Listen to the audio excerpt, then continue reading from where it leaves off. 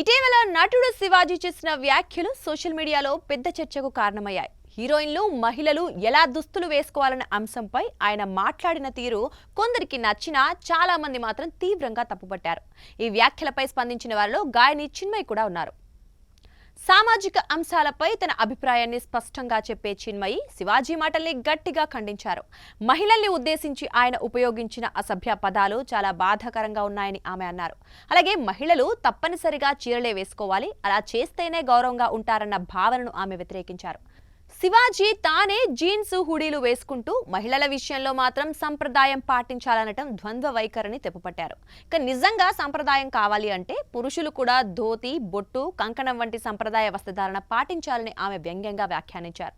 మహిళలపై మాత్రమే నియమాలు పెట్టడం న్యాయం కాదని ఆమె స్పష్టం చేశారు. ఇలాంటి వ్యాఖ్యలు మహిళలపై అనవసర ఒత్తిడి పెడతాయని, ఇది నేటి సమాజంలో అంగీకరించలేని విషయమని చిన్మయి అన్నారు. ప్రతి మహిళకు తన ఇష్టం వచ్చినట్లు దుస్తులు వేసుకునే హక్కు ఉందని, దానిపై ఎవరికీ తీర్పు చెప్పే హక్కు లేదని స్పష్టం చేశారు.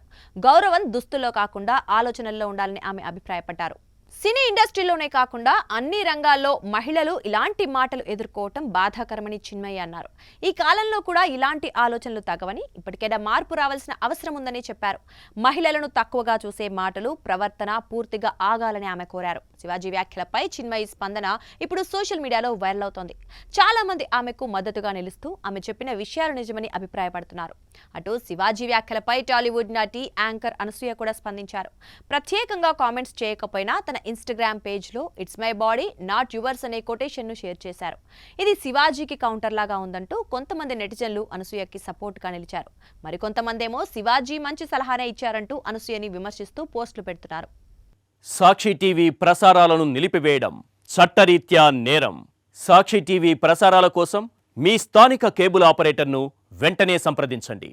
డిటిహెచ్లో, ఇంటర్నెట్లో కూడా సాక్షి టీవీ ప్రసారాలను వీక్షించవచ్చు.